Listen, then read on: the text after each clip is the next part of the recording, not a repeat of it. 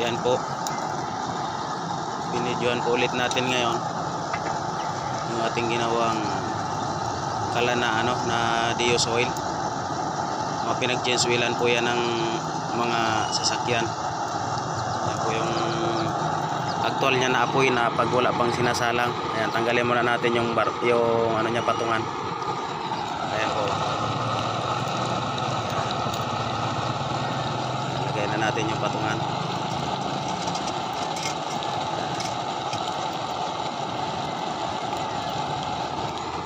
Okay, tapos maglalaga tayo ng saging.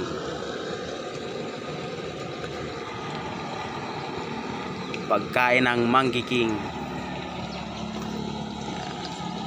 Apoy niya.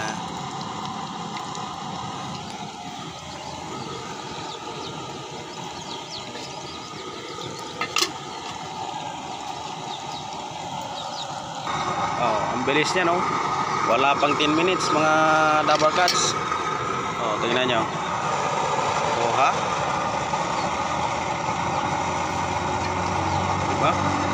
Ang bilis lang. Oh. Talagang epektibo ito na pampalambot ng balbakwa sa kabuto-buto. Yan. Takpan na natin. Yan.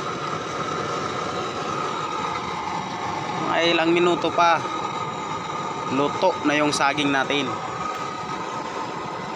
Ganyan lang yan kasimple, oh. Diba? Simpleng-simple lang yan. Simple lang yan mga kabarkada.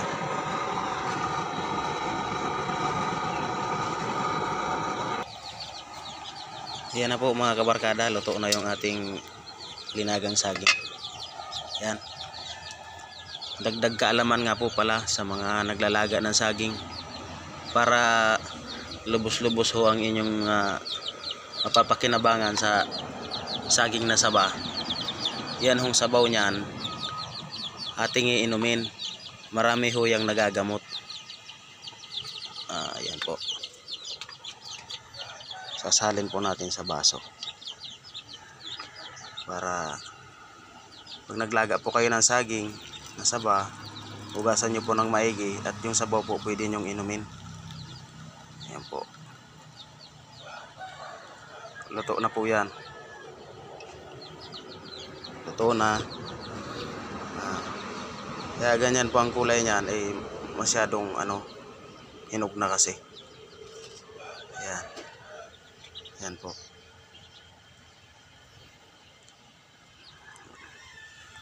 Ganyan lang yan, oh. Tatanggalin na natin yung blower.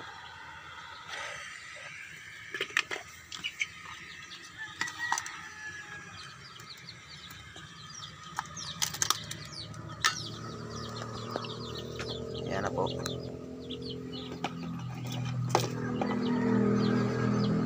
Salamat po mga Kadabar Cats.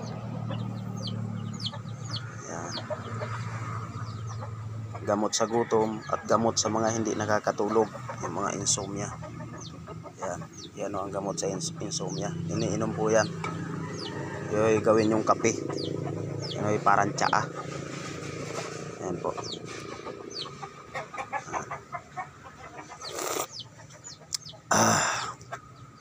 Init.